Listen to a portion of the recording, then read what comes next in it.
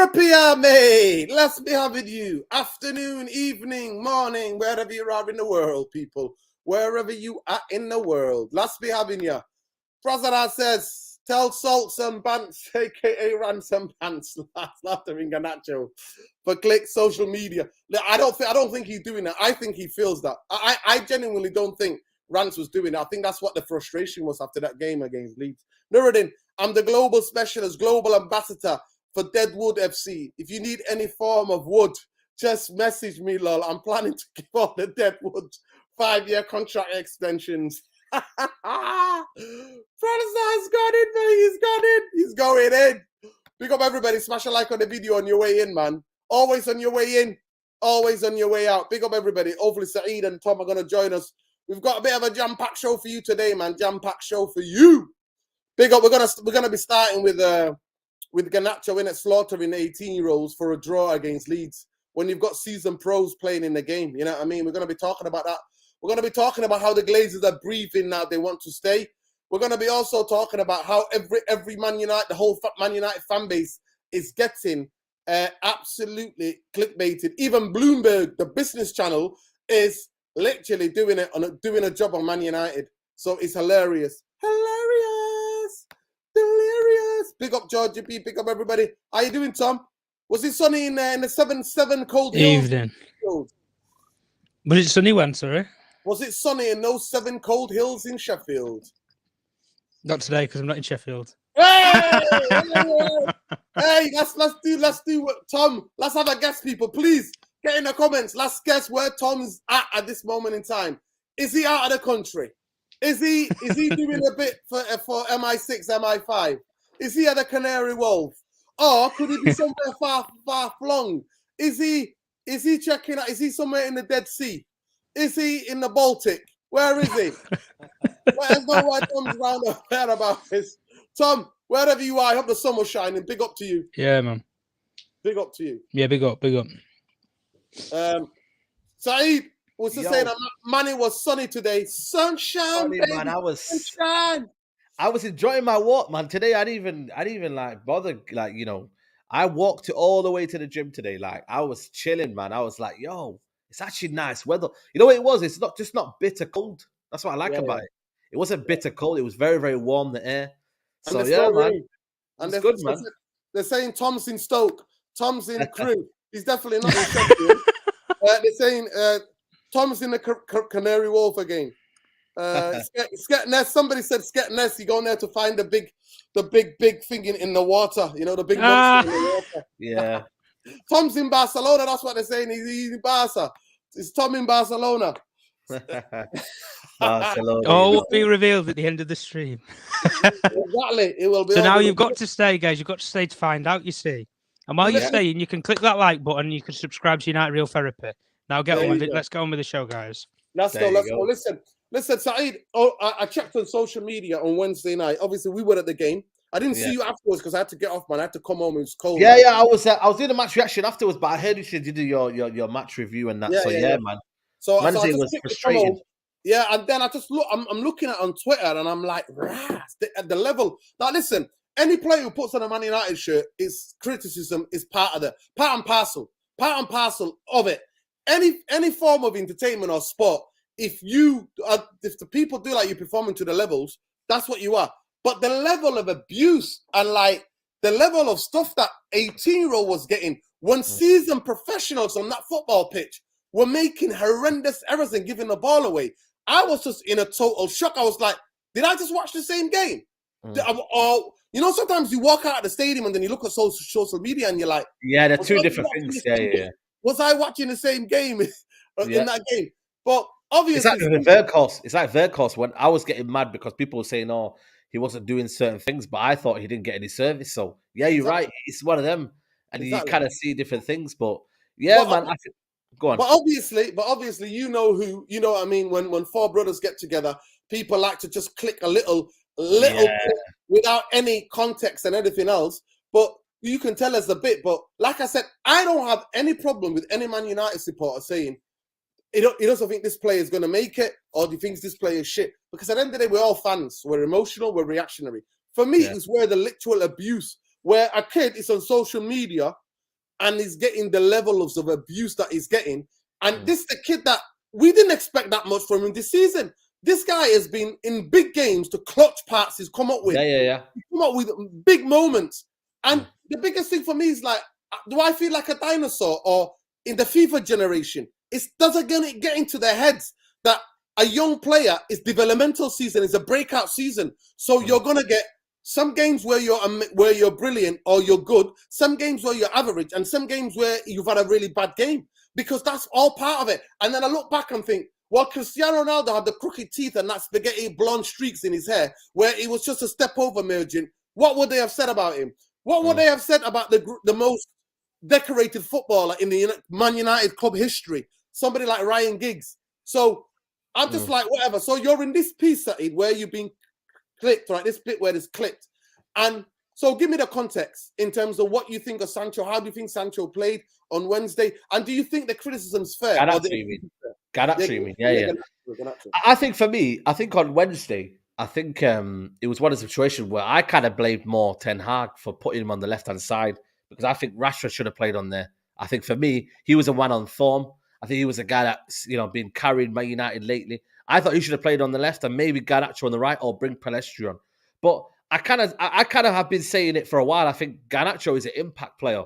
You know what I mean? And he's making certain decisions wrong. But I said, as a young player, you're going to expect that. You know what I mean? You're not going to have a fully, polished player at the age of 18. You're just not going to get that. So as of right now, Man United should be using him as an impact player.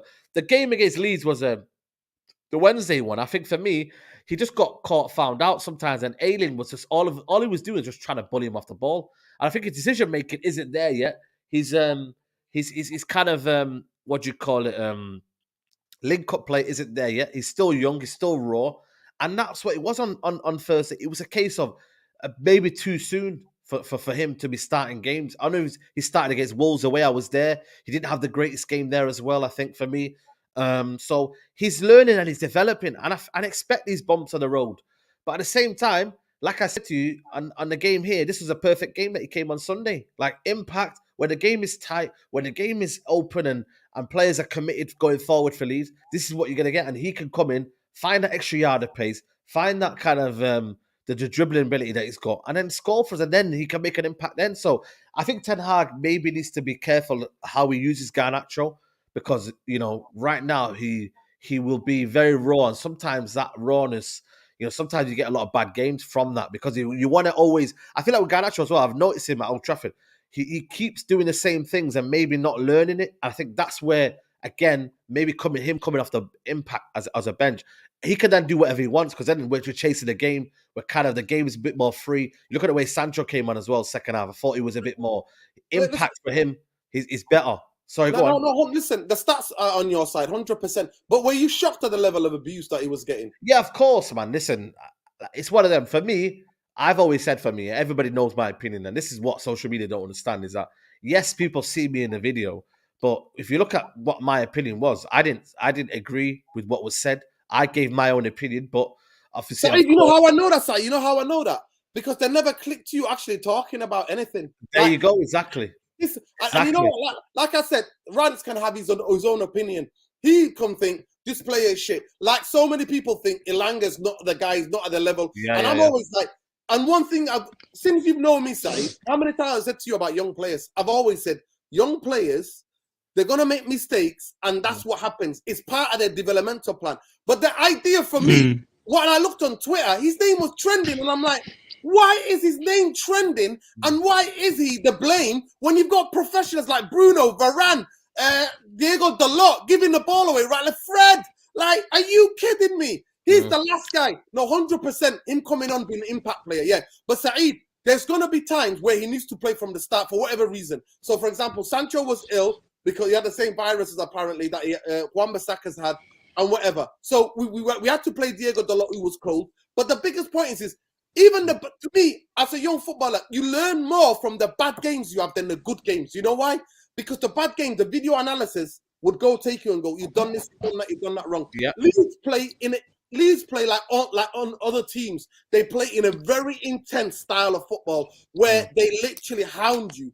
And people blamed him for giving the ball away, they said, for the second goal. And if you look at him, It looks like he was in the most tight dance floor in the world where he couldn't even turn. There was 4 players surrounding him. So what is he going to do? And then with other players, when they lose, so are we now going to go back through the season and go, this player, look, Bruno was the one that lost the ball, and I put the tweet out and warned and said, they're very aggressive in the last third. They're going to press the hell out of us. Don't lose it. Bruno, first 30 seconds, what does he do? Then lies on the floor. Lies. Yeah. So this idea of, to me, that's where I am like, listen, every football fan can see it differently. The only difference that people who sit down the pub or down at each of the friends when you go to the houses or the next day in college or school or university, but people just have social media now to communicate.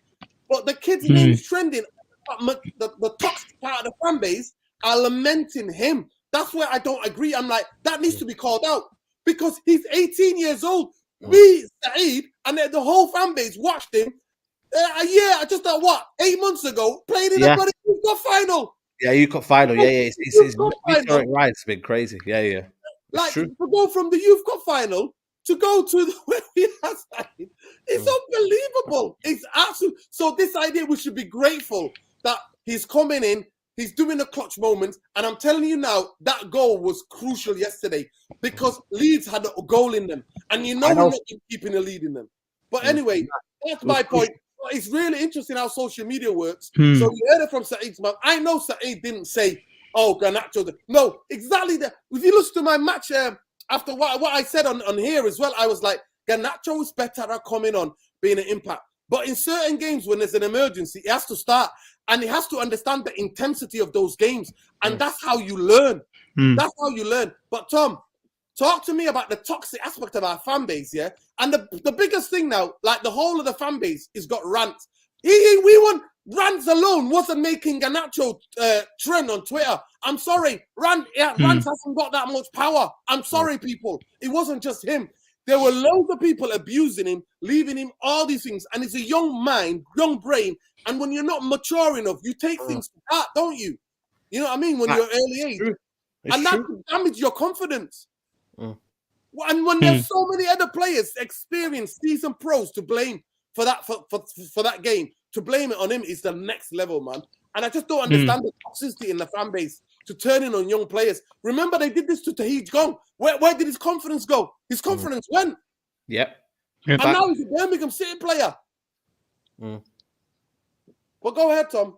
No. Listen, everything that you said, I probably completely agree with. At the end of the day, I think when you take an 18-year-old and you look at it, maybe away from the game, and you think about it more contextually, and you think, well, 8 months ago he was in an FA Youth Cup final. He wasn't even part of the squad. I don't even think he was training with the squad, was he? Until Ten Hag wanted a couple of the young players on the tour, and he was one of the players that he wanted to take with him, along with Iqbal, Charlie Savage. He took a couple of them with him on the tour to Australia. And listen, at the end of the day, what's happened with Garnacho with the abuse and everything like that? There's two sides of football. There's playing and there's personal. And when he's playing, listen, any rival fan or any of us in here, you can have an opinion on a player, it's fine. But when you take it into the actual out your own hands, and then you go and do it to him personally, now that's crossing the line. At the end of the day, you have what he does on the football field. Listen, don't forget that this kid won you the game against Fulham a couple of weeks ago. That's 3 points of the 10. Yep. Don't forget that he won the game, but pretty much sealed the game off for yesterday. That's another 3 points. You take those 6 points away if he doesn't score. And like you just said, Nuruddin, that Leeds had a goal in them yesterday.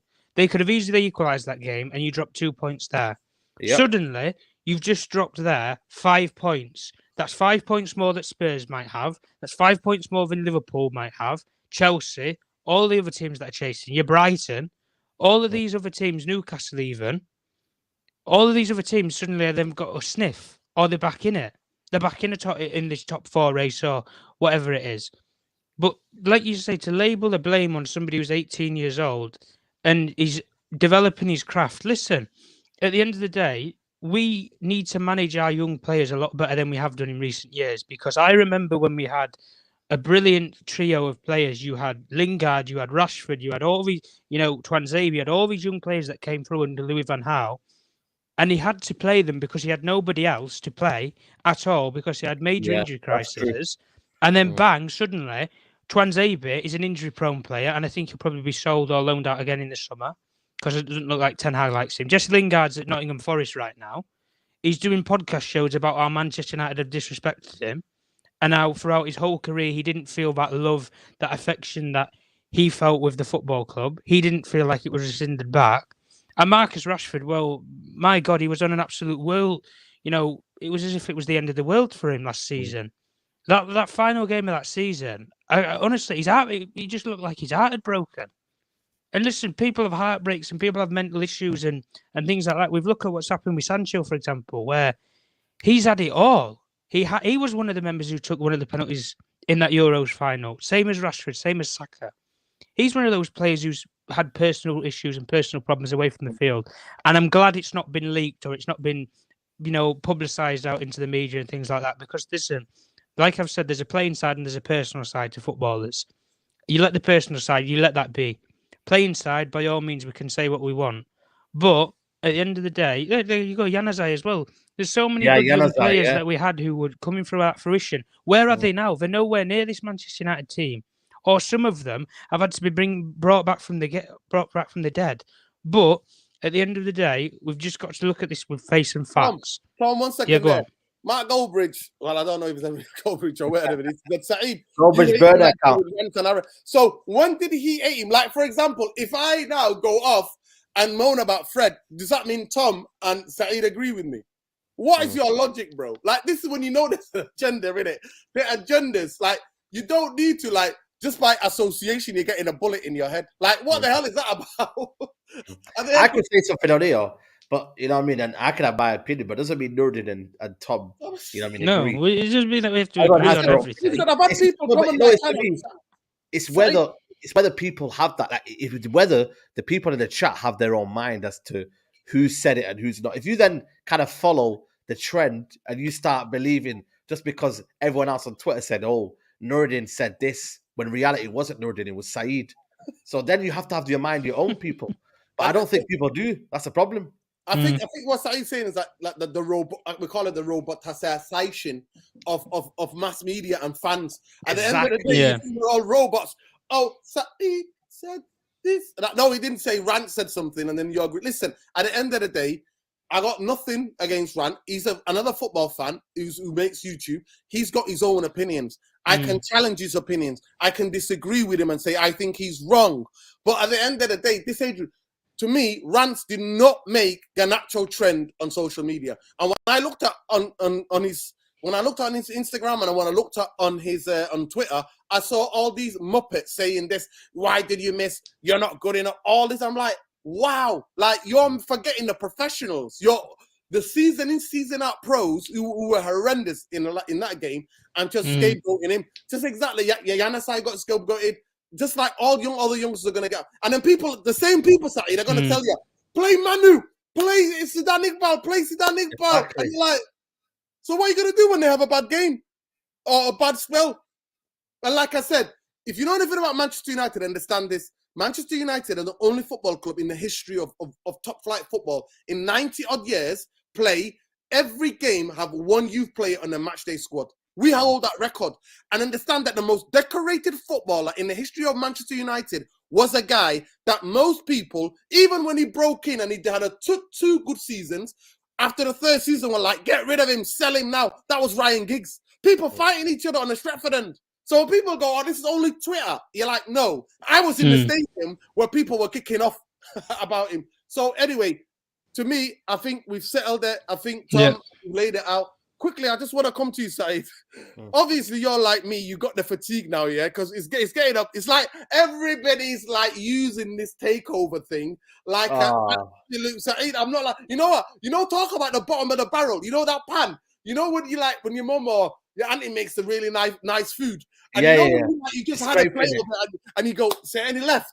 And then you go in the kitchen and then you see the pan and you got the spoon and you're like, trying to scrape the last bits. The bottom of the barrel. That's what's happening. Bloomberg, breaking news, are clickbaiting the fan base. What is going on? You know what, for me though? What have you heard? I think, again, like I said, a lot of it is recycled like news, obviously, you know what I mean? They want to build traction. It's a lot of, well, Fabrizio was saying today, I think, Sir Jim is still interested. These, certain people are still interested. We all know this, don't we? We all know these situations are happening right now. And again, it's just kind of traction. It's what the media are doing right now. Bloomberg, obviously, they know Man United is a big fan base. So what they'll do is they'll tweet something or they'll reveal sources, and then they'll kind of create attraction. So then obviously, Man United as a following, as a fan base, it's easier to kind of get everyone giddy and get everyone gassed. At this minute right now, there's a deadline, and obviously there's a soft deadline, and there's going to be a situation where people have to bid. We just have to wait for that. But right now, the Qataris are interested. Jim is interested.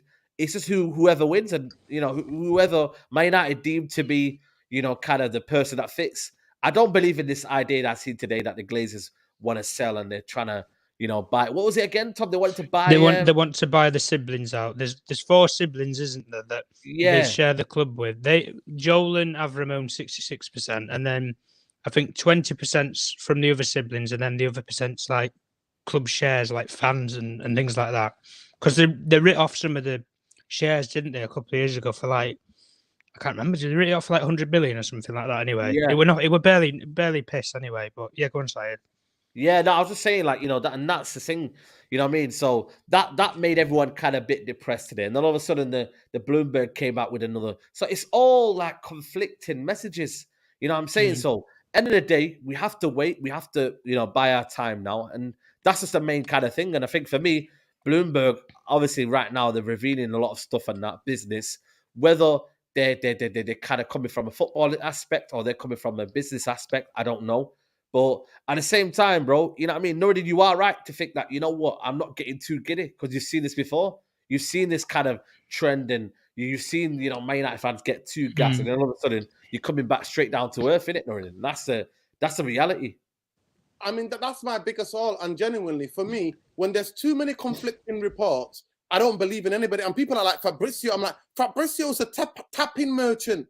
Fabrizio, all these other journalists, they're all thinking, we don't want to be lifted hand. Big up Daniel Dan United TV, by the way. Not spoke to him for ages. Big up, bro. Sancho's getting a goal. Sancho getting a goal so soon after being thrown back could be a massive. Yeah, of course it could be. It could be huge, massive. And that's what we need to do, like try to encourage. And we're wishing him for him to thrive now and kick on. But I'm glad that he got 60 minutes because we can't play him 90 minutes straight away because that'll burn him out different way. So he got 60 minutes. Next game, hopefully 70 minutes, then 80, then build it up from there. Because also he was ill. He had some sort of virus. That's why he didn't start against Leeds. What illness was this? I don't understand. When was this illness come out of? Say that again? What illness was this? Sorry. Oh, it was basically him and, from what I believe, the reports, Sancho and Juan Bissaka were ill, but Sancho was all right at least to come on in a game against. He wasn't fit enough to start, so Garnacho. That's why Garnacho started. But listen, the biggest thing for me is this. When I look at this, I'm like, it's too many conflicting stories. I know the half of it is a lot of PR. A massive lot of PR from the Glazers because they want that 6 billion, and nobody's giving them that 6 billion. They're not gonna get that. If they had a brand new stadium, if we had a training ground, if we had a stadium for the youth and the women's, right? By the way, shout out to our women's back to the top. No message. I was watching the game, they did well, man. They did well, And big up to what was her name again? Yeah. Oh my God, she just manhandled. What do you call it? That's a regular red card, She's the Roy Keane of Man United, mate. Roy Keane of Man United, mate. I'm telling you, man. But to be fair, though, I ain't gonna lie to you.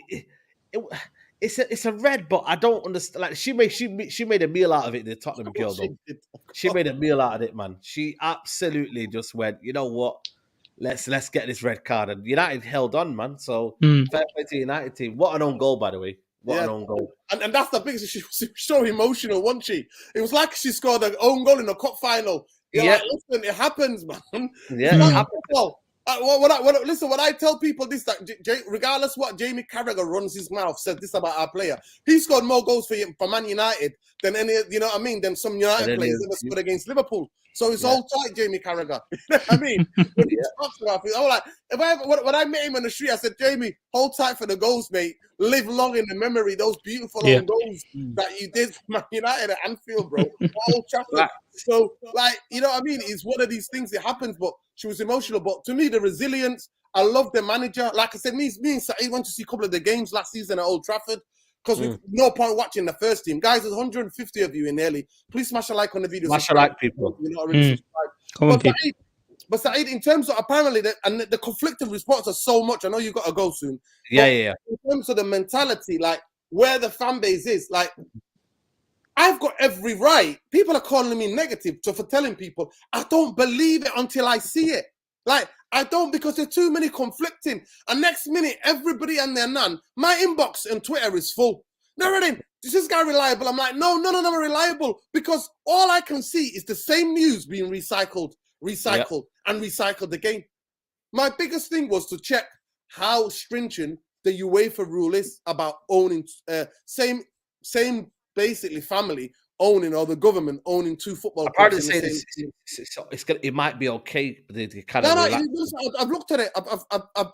It is okay. You can get round. There's a loophole. Yeah, I've looked at it with two journalists actually, and somebody who knows about UEFA, and they've basically broke it down for me, like, and said the UEFA rule is one of the most flimsiest rules ever, because all you have to do is say proof it on paperwork. You know, on paperwork, on a paperwork, you just got to prove it and say, okay, this person is belonging to that. Even though in reality, everything goes back to Tam Hamimi, whatever his name, and all of a sudden, somebody's tweeting and saying, and somebody's writing that this guy's a United fan.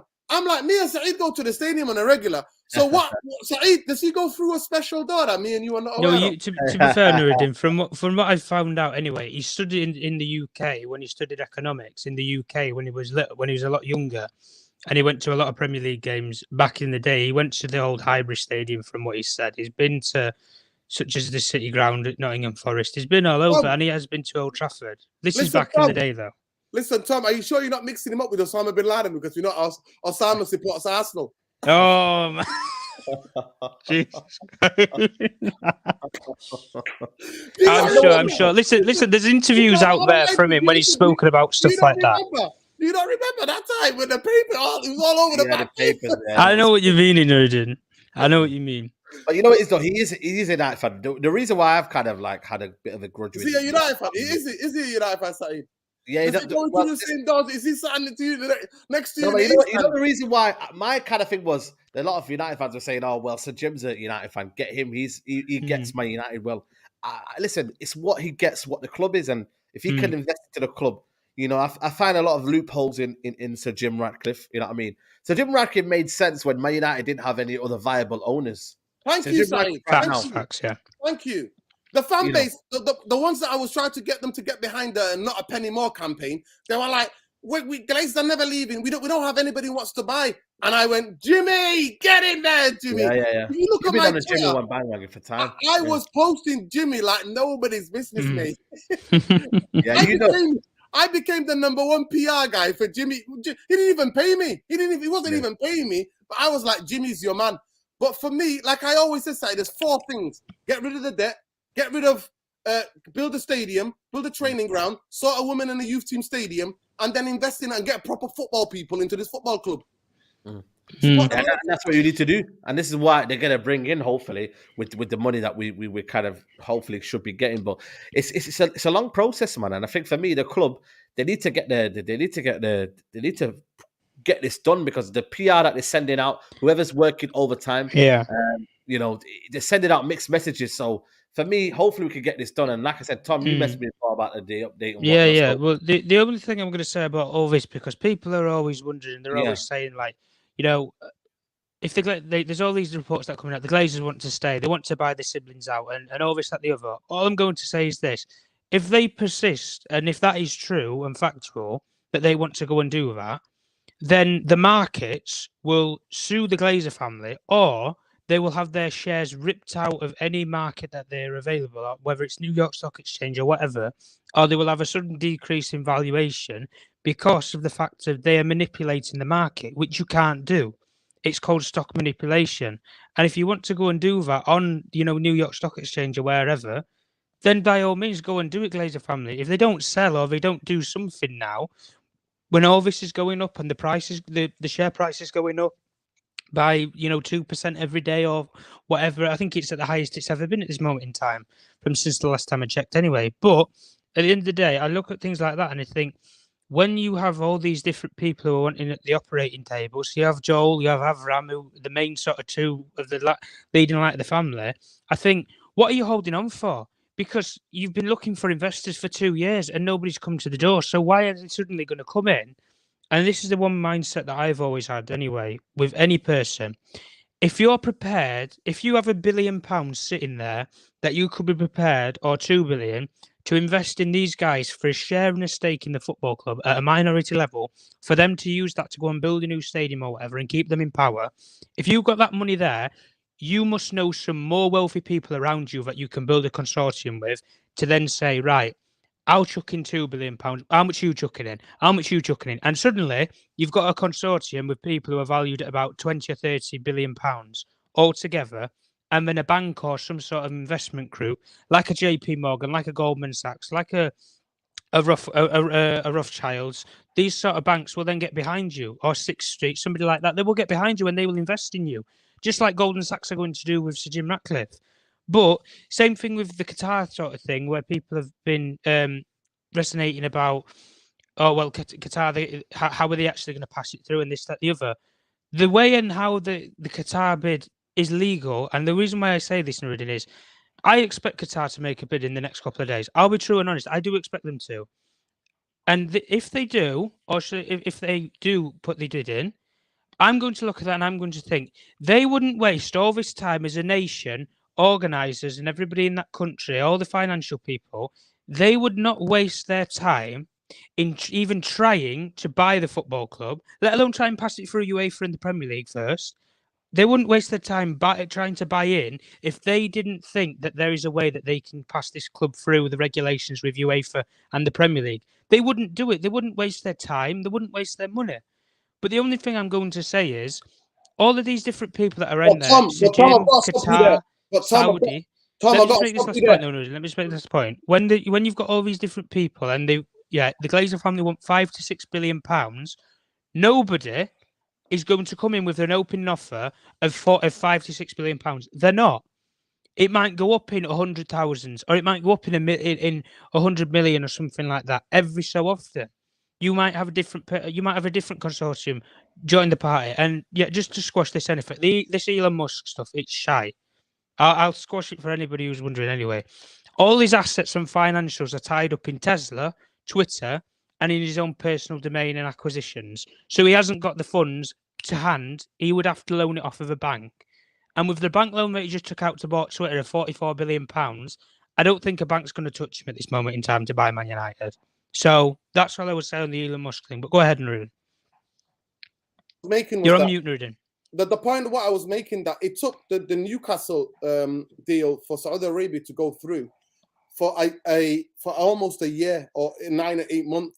Of course. And they thought everything was going to be all right. They assumed that till the due diligence and all that was done. So for me, yes, you would think so. You would think these guys have the foresight to think we're not getting involved if we can't get anything through. I understand that, but it's been proven that people have thought that before and then not managed to get it through, because Newcastle had to wait for a year and a half almost. Well, they didn't go through the first time, did it? That's the thing. It failed, and then they pulled the plug. That was only for 300 million. You know what I mean? Chelsea spent that in one window. You know what I mean? Newcastle bought for 300 million. So it wasn't a lot of money. You know what I mean? It wasn't a massive billion transactions. But this is what I'm saying to you. This is why I can't take any. This is clickbait. I can't take any of these things seriously. And regardless what people say about Mike Keegan, I don't take anybody who reports for the Daily Mail any seriously. I don't. I'm sorry. History has shown me that not to take any of that seriously. And I don't take it seriously. So it is what it is. And the biggest thing for me is that I don't believe in anything. But Logan has just come at me here. Logan, where did I say I don't believe the otherwise? I've just said from day one, and I'm consistent, and I've not budged from this.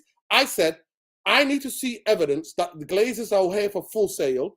And I need to see some clear evidence that the Glazers are going to sell this football club. I don't know. So that is what I've always said. My point is being clear. It's the reporting. You don't have to take it always the reporting. I said the Glazers are briefing. They want to stay. And that's what they're doing. I know what racist lockers is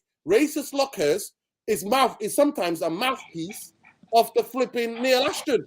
You know what I mean? It don't take too much to figure out who's briefing who. So this is what I'm saying to you. I know you want it, but I am always cautioning and saying that, guys, like people were saying, go and check out the Straight Jacket podcast, by the way, Saeed TV. We're talking in there and about, some Saeed and that some other people feel that top four is done. I'm like, 3 games in a week, you lose 3 or you draw 2 or lose 1. The other team wins 3 and they're top of your, they're third in the league. That's how quick the thing can change. So at the end of the day, I am not making anything up. I'm telling you, I do not know. The only thing that I had to double check was this idea of having, because in these countries, like I said to you, I explained to you, I know about Qatar. I don't know about anything, but I know about Qatar. I know about the culture. I know about the ruling family. I know that there's maybe 300,000 of them at most at that in Qataris in the world. There might be 300,000, right, in the world. And especially when it comes to the ruling family and the government, everything goes through them. So the only point that I had to double check was that in UEFA, can you own, and wow, somebody broke it down, the actual law, UEFA law, and there is so many loopholes in that law that you can go around it just like that. So that's what I need to check. But big up Malcolm, and big up everybody else, by the way. Big up Khalid Ramadan Nassi. David Beckham has so far turned down approaches and will not be approached for any offer for Man U FC, even if Qatar, who he works with in the ambassadorial, emerges as the front runner. The Telegraph Football. Well, it is what it is. Big up Khalees, Chief United Real Therapy reporter. There's a growing acceptance on both Man U FC and Harry Maguire side that he will have to leave at the end of the season. Chris Wheeler. Wow. Well, one thing about Harry Maguire, actually, we'll come to it in a minute. But one thing about Harry Maguire, it was brilliant to hear him say it's not about him, whether he's playing or not playing. It's about the team. And I like hearing that. He spoke like a captain for the first time in a long time for me on the game against Leeds after the game, when he said it's not about whether he's starting or not, it's about the team. And I thought that was quite captain-like thing to say. But big up Khalid Ramadan Lassie. We'll just get through more. Eric Ten Hag on facing Barcelona Europa League Thursday. It's a great game. 2 big clubs waiting for the reset. We really look forward to competing with them. Yeah, that's a big thing. Big up Alpha says, Man FC board have been kept in the dark for not receiving updates. Joel Avram are leading talks on the club side. Will the process deem matter for the family? Okay, that's the Athletic. So is that about the sale, Alpha Kennedy? What is that about? Yeah. Hang on. Joel and Avram are leading the talks. Right. What this basically means is you have the Rain Group who are in consultation with all of the selective buyers or prospective buyers. And then you have Joel and Avram who are basically, if you like, the leaders or the spokesperson of the whole family, who are like the family liaison, if you know what I mean. They're the people who are speaking on behalf of the whole family. Okay. And the Rain Group are speaking on behalf of them. And the Rain Group's like the middleman between the Glazers and the prospective buyers. That's what that basically means. Okay, big up. Here we go. David Beckham has so far turned down approaches. Yeah, it's the same thing. Yeah. We just got that from Khalees. Just gave us an update. Arthur Kelly saying, bidding teams are targeting so-called club legends as they attempt to win over fans and outgoing ownership. Industry experts believe that Alex Ferguson would have been approached. Okay. Don't know by who. By who? Don't know by who. Did the Martians approach Tom? Is it the Martians or the Yorkshiremen that approached him? Big up, man.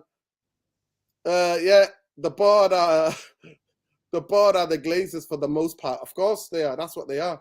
I have the feeling, Malcolm said, I think the Glazers will reject Qatari bid and decide to stay with the club. Well, that's a fear to have. That's what I'm saying to you. Everybody's fearing. Big up Alicia thinking over. Subscribe to United Real Therapy, Alice Talks Football. There we go. Big up Alicia. Malachi was talking about Qatar and David Beckham since December, yeah, 100%. This is last December, yeah. Big up. Sources have suggested that Avram Joel and Avram were reluctant sellers in the Rami invested in the running of Manchester despite regular protests against their family ownership. Well, it is what it is, man. It is what it is. Is the game kicked off already? Somebody's taking... No, it's 8 o'clock, isn't it? Yeah, so somebody's taking the biscuit. 2-0 Everton. I was going to say it's 8 o'clock. Some joker there. Absolute joker. I think it's 8 o'clock or it's 8:15 or something. Glazers, it's not 2-0 Everton. You mean that's the prediction for the game? Oh, all right. Yeah. Because David Richards is saying that. Listen, it don't matter. We'll see. I thought somebody was saying, and then Glazers that was telling him. Sheila and Wolfie. Yeah, big up. Alicia Sinkanova. The Man City co-chairman Joe Glazer, Avram Glazer, are exploring the possibility of buying their 4 siblings of the club board. Prospective investors prepare summit for their proposals. It is what it is. Yeah, it's 8 o'clock. That's the prediction. 8 big up. Okay. Yeah. Big up. Yeah, big up, Richard. Big up. I misunderstood. Sorry, I'm dyslexic. Liverpool team is this. What is it? Alexandra Arnold, Matip, Gomez, Robertson, Perret. I can't say Passagit. He's a good player. That kid. Fabinho, Henderson, Nunes, Gakpo, Salah. Yeah, that's a good team. That's a very good team. The Everton team is Pickford, Coleman, Cody, Tarkovsky, Mikalenko, McNeil, Bakare, Gane, Honor, Awobi, and Sims. So who's up front then? Who's Sims? Who's up front then? Have they got no striker? I don't know. Yeah. Apple Crumble FC. Here we go. Listen, Tom, I'm not going to lie to you. Because there's too many conflicting and too much PR for my liking, I'm basically saying, but on Friday, if you're around 10:30, we'll do a show because hopefully we'll have more on paper exactly who's bidded for Man United. But apparently there are 20 different interested groups, and there may be only 5 or 6 who've got the money. Basically. But it's even lower than that. As far as I know, it's 3 or 4 that have the money at the end of the day. But some of them have already stated through spokespersons or privately to sources stating that they ain't going to meet the price tag that the Glazer family want. So Jim, Goldman Sachs and that, they're prepared to back him, but they ain't prepared to back him that much to the point where the Glazer families are going to get what they want. No, all of these people are not going to bid the price that the Glazer family want. So at the end of the day, it will come to a point where they will bid it out with each other. You'll then have one sole buyer who will have the highest price tag. And then if that price tag meets the needs of the Glazer family, or if they want to renegotiate with that party, then they will do. But the Glazer family could turn around and say, nah, we ain't got the offer we're looking for. Bye-bye, see you later. But this year about Dubai, for example, the Dubai thing, I think, is a little bit conflicting because I don't think Dubai will come in, personally. And the reason why I say that is because I only found this out a couple of days ago anyway. I think it was a couple of months ago, 6 or 7 months ago. Abu Dhabi actually had to bail Dubai out with its financials because they actually ran out of money for the whole city. So Abu Dhabi had to basically loan Dubai its financials to fund the city because they ran out of the money for that actual week because they tied up a bunch of investments when they were doing construction and they were doing different projects in Dubai itself and within the region. I think they did a project with the UAE between a border between Dubai and Abu Dhabi in the desert that they'd projected on, and they'd run out of money for the whole thing, so they had to bail them out. That's what I heard anyway in terms of that. So if Dubai were coming to the table, I wouldn't think it. But listen, I've already said it anyway as facts as I can. America will have a lot of interest given the market that there is for sports at this moment in time, especially after people have watched, say, the Super Bowl, and they would have seen the amount of money that you can get out of the Super Bowl. You can make two, maybe 3 times the amount of money per annual year out of owning a Premier League club at the size and the stature of Manchester United than you ever can out of owning an NFL or an NBA team. So Americans, there will be a lot of American consortiums, or some of these people might join up together, for example. Hans-Jo Weiss, for example, who went in to buy Chelsea, he was in it on his own, and he ended up joining with Todd Bowley, and they built the consortium, which then got backed by Klilik. Yeah, and a couple of others. Daniel Finkelstein, who's actually a Spurs fan, he joined the consortium, and they built the billionaire consortium, and then they had the bank, Klilik Capital, which was prepared to back them. And at the end of the day, I'm going to say it as facts and as simple as this. Sir Jim will be in. I think Sir Jim will make a bid anyway. The Qataris, I don't think they would have come this far, and they would have been this, sources would have been this outspoken in that region if they weren't going to at least make a bid. Whether they win it or not, it doesn't matter. So there's two serious parties there, Nuruddin, that we can label down. There will be some people that will come out of America, so we can put there's another party down. And I would probably anticipate there will be a company or businessmen, or there'll be a consortium or something that will come out of Saudi Arabia, because with every takeover of a football club, there always is that sort of country, the economics that they have and the financials they have in, they don't have to be government backed, like you said in a previous stream, because it's that big of a country. The economy and the economics in that region, all of the countries in that region want to go against each other. But I always look at this for the end of the day. Those states or funds or whatever they are, personnel at the end of the day, they are not looking to buy Manchester United to make money, and they ain't buying Manchester United for the football club. They might invest in the football team and in the football club, but they ain't buying it for the football club. They're buying it for the brand and the exposure that it will give them as a country.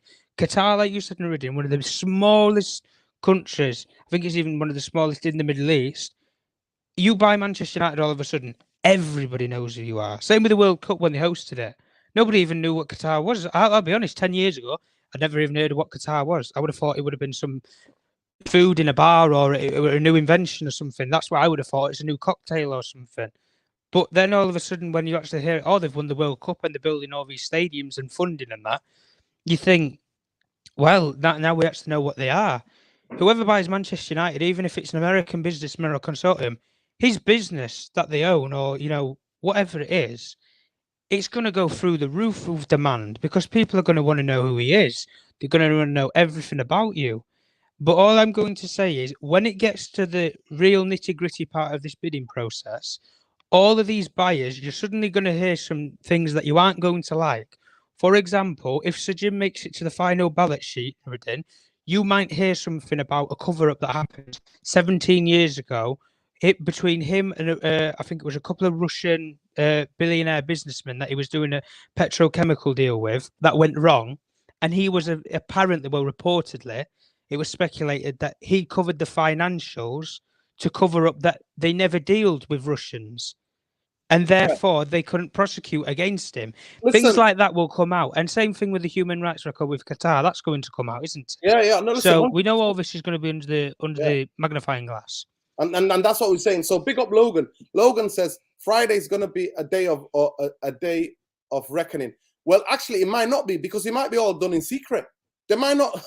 The Rain Group might not post or give reporters access to the list of people who've got the money. So it might not be. But Friday is the soft.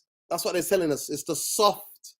That means that it's not the final deadline. It's just, So we will definitely see. But big up Chief Editor United Real Therapy, Khalid Ramadan Lassie says the appointment of Shuda at least seemed to be good as done, but the Italian owner Andrea Razzini decided to stop his arrival from happening. Wow. Drama leads are falling apart. At the last very moment, after Schroeder and his agent are now on their way back to the Netherlands. What the hell is going on here? Have you heard such a thing, mate? I'm telling you, it's getting from bad to worse for Leeds at this moment in time. Could you imagine that, Tom? That's a bit of a mess-up, isn't it? That's crazy. Big up Windy. Windy says, the Glazers thought they could create a bidding war. The bidders are not going to pay billions over the value of the team. 100% fact. And that's what it is. It's just a big game, people. Big game. Greedy Glazers want 6 billion. They get a record price. So it's about 4.5 billion. Yeah. Yeah, it certainly does. It certainly does. United Brit says, why would the Glazers sell when Perez is back again with the Super League? Please don't. He says, Super League. Doesn't it make sense for them to sell until they're dead in the water? And is that not unlikely they value United based on this? Well, I'll say this to you. It's clear, simple. The Glazers either need an investment or they need to sell Manchester United. They can't. The club cannot sustain where it is right at the moment. Man United, we're almost £1 billion in debt. And they've maxed out all of the things that they needed to max out. They maxed it out. So there isn't anything operationally that they can do right now, right? We know that they've been looking for investment. They went to Saudi Arabia 4 or 5 years ago. We saw the photos. We saw the videos. Avram Glazer in Saudi Arabia sitting there. We saw that. We saw the guys who own Newcastle United come out and say they wanted 30. They were asking us to buy 30% shares for 700 million. So the Glazers, to me, that Super League is way down the line, mate. Way down the line. I can't see Listen. By the way, To squash that, also, Nuruddin. it's automatic disqualification from the Premier League and the FA being kicked out of all competition. Well, to squash all that, Nuruddin, and to side the argument with the whole Super League thing, the Super League does exist already. It's called the Premier League. And the only reason why Perez and Laporta and all them guys are getting pissed off is because they ain't making the money out of it. And all of the talent and all of the best players that used to be in Spain, like your Ronaldo's, your Messi's, that sort of hype, the regens of those sort of players are in other leagues. For example, Nuruddin, they want to set up this Super League, right? PSG and Bayern did not join the ex-Super League, should we say, the ex-proposal. So you can take out of there's not going to be any German clubs going there. There's not going to be any French clubs going there. The English clubs aren't there. So all you've got is Italy and Spain. I think there's more European nations in Europe than there is just Italy and Spain. So you can't even call it the European Super League because you haven't got all of Europe involved in it anyway. So end of case and end of story. Yeah. Listen, it's going to be what it is, people. Genuinely, it's going to be what it is. And for me, I just look at it. I mean, George B says here, especially Glazers already suspended their dividend. I can't see them dragging this out very long. Well, and that's why this quick sale thing, like I said, that curry is on the table for Tom to come to Manchester, wherever it is right at this moment. Sunny Manchester, mate, you missed it. Sunny Manchester today. But I look at it and see it. Tom, I'm going to ask you a question, and one critical question. Are you bothered that if Man United are through to the next round of the Europa League, or do you want us out of that competition ASAP? Personally, I want us out of it ASAP. I'm not asked if we go through. I'm not asked if we lose. At the end of the day, it is what it is. If we win, fantastic. We play 2 more games in a week when we're fighting for top 4. We're fighting for potentially the FA Cup still. Carabao Cup's basically done and dusted after that one game, so we don't have to worry about that. But I just look at the game as a whole and I just think the Barcelona team that got knocked out of the Champions League compared to this team now is completely different. Same thing with us. That team that played that game against Brentford to the team now, completely different. At the end of the day, we've got to look at the basics and we've got to look at the facts. We don't have the squad to compete. We do not have the squad. We don't have the men, the legs, anything at this moment in time. And at the end of the season, if we don't win Europa League or anything, we don't win the FA Cup and we don't win the Carabao Cup and we don't even get top 4, and it's an absolute travesty and it's a disgrace, and obviously that people are going to blow up and moan about. All I'm going to say to you people is, don't blame anybody. Don't blame these players. Don't blame this manager. You blame the regime and you blame the ownership. Because at the end of the day, these guys have held on and milked the cow dry. And now that they've milked the cow dry, there isn't any cash left to come out of the cow. You've got nothing left to sell at this moment in time. They have nothing else left. They can't even get a sponsor for the front of the shirt. That is how bad this is right now, because no people are willing to invest in a club that is sinking economically and financially. Nobody's going to do it. Barcelona were lucky, and I say this frankly, lucky that Spotify gave them a lifeline in that sponsorship deal where they sold off the naming rights of the Camp Nou. They were lucky, because if they didn't do that, Nuruddin, God knows what sort of implications that they would have been in. They wouldn't have had all them players that's there now for a fact. I don't even know if they would have been able to pay the staff. It was that ridiculous. And don't think that this can't happen to your football club, any Man United fans out there, because it can, and it will. And this is why this Glazer family, like Nuruddin just said before, they either need an investor to come in, which, like I said before, if you've got somebody who's got £1 billion or £2 billion out there, they ain't going to invest it when they can get together with a couple of other billionaires and they can buy the whole thing. They'll look at it from a business perspective and think, why give them the money when I can just get other people, or I can get a loan and I can make my own bid and I can try and get the whole thing myself rather than just a small chunk of it. And at the end of the day, it all comes down to the barrel of it. So we haven't got the squad to compete on all fronts. And at the end of the season, don't be blaming anybody but the ownership. And by God, if we get our way, they won't even be able to blame in this summer anyway. Yeah, 100%, Tom. I think you've hit the nail right on the head. Guys, it's big up to every one of you. I think the congestion is the biggest thing for me, and it's going to destroy the season. Tom, if you can come back. But big up Tom, big up Saeed. Make sure you subscribe. You can follow Tom on Tom Journalist 1 on Twitter, Saeed TV across all social media as well. But this to me is the most worrying thing, people. This for me is the most worrying thing. This winning on Sunday was crucial. Winning yesterday was such a crucial thing, because I think we lose 2 games and draw 1, we could be out of the top 4. It's that, because the table is that tight. It's that tight. So at the end of the day, it is what it is. Barca weren't that impressive yesterday, but Barca, I think their record as they've won, so they're on that incredible. I think they've lost 1 game out of 27 games. They've scored 47 goals, if I'm not mistaken. I've only conceded 7. So they're definitely the form team. They're the best form team in Europe. That's what they are. Seen Sean sent a son to Manny today from California. Yeah, big up. big up. But big up to every one of you. Please smash a like on your way out. Subscribe to the channel if you're not already subscribed. Hit the notification because it lets you know when we're next live. But love and light, people. Look after yourselves, please. Peace, love, light. Take care, people. And we'll see you in the next one. We'll be doing a preview for Barca maybe Wednesday. But take care, people. Love and light. Look after yourselves. Stay warm. Tom, I think Tom might have been in Canary Wharf. Maybe. But we'll ask him next time. Top 4 isn't guaranteed. Our squad with the fixture. Exactly. Look, I keep posting it. This is it. Look at that. What's that? 10 days. 4 games in 10 days.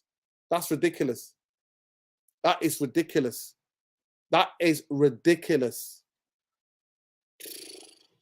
1, 2, 3, 4. Crazy. This is where we're at, people. That's why I'm not asked about Europa League. I'm sorry. I'm not asked about. Happy Valentine's, everybody, man. Love, even though we don't celebrate. Love is 365 days a year. It's not just 1 day. And I got love for the world, man. There you go. Make a video on a new bidders. Yeah, we're going to be doing that. Hopefully. If they're released, if there's an official thing where they're released on Friday, we're going to be doing that. Me and Tom will scrutinize it. Big up to every one of you. Please smash a like on the video, like I said. Subscribe to the channel if you're not subscribed. And we'll see you in the next one. But win, lose, bank us out. Win, lose, or draw, bank us out, Glazers out. Seriously, that's how it is. Take care, people. Big up. Love people. See you in the next one.